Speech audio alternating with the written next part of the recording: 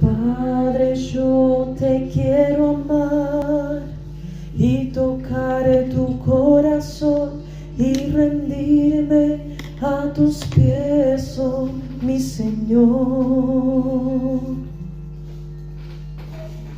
Quiero estar cerca de ti y adorarte con todo mi ser y rendirte toda gloria. Aleluya, aleluya, aleluya, aleluya, aleluya. Ven, Señor, ahora.